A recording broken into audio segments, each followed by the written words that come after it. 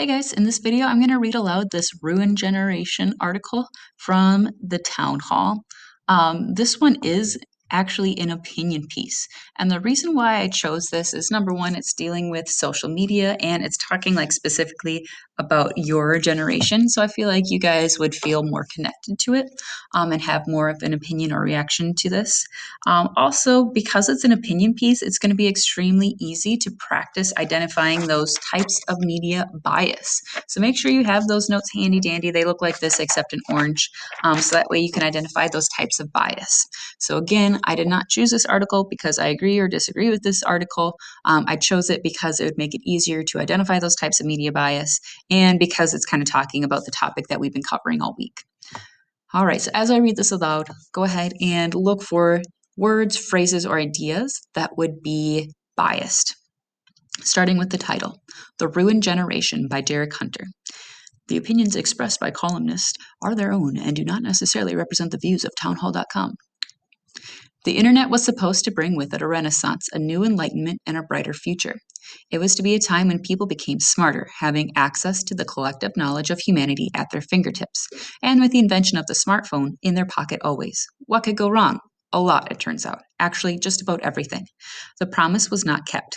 All we ended up with was a bunch of narcissists desperate to share pictures of their food, the food they're eating, and demanding validation for their existence from everyone else. I have to zoom in real quick because I'm a little old. Here we go. Scroll through social media and you'll be inundated with selfies and pictures of food.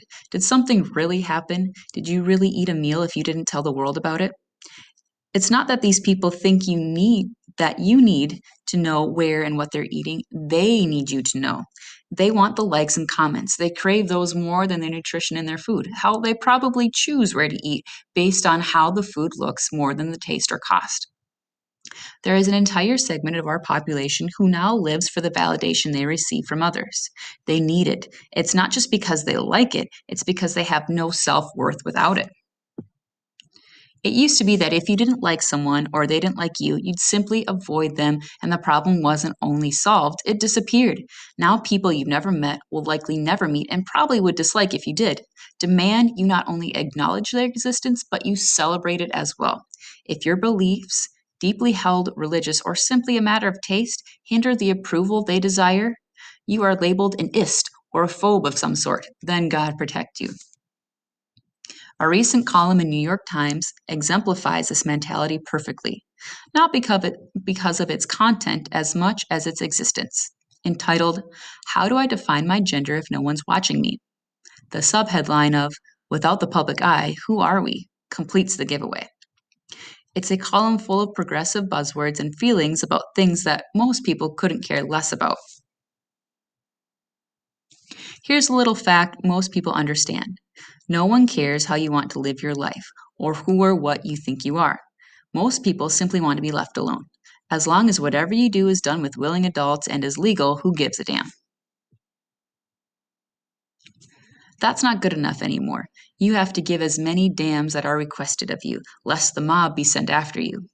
The author of that Times piece wrote, I was surprised by how much my gender instead seemed to almost evaporate, no longer on the alert for how to signal a restaurant's waitstaff that neither he nor she applied to me, or for whether colleagues and neighbors would use the right language. Devoid of anyone to signal my gender to, I felt suddenly amorphous and undefined.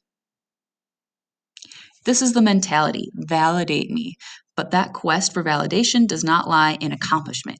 It does not lie within each person to the left. It lies in the attention of others, in getting others to validate them. Friends, family, and strangers alike must constantly validate them. Using the wrong pronouns or refusing to use a made-up one is not a mistake that doesn't matter. It's an affront that matters more than anything else.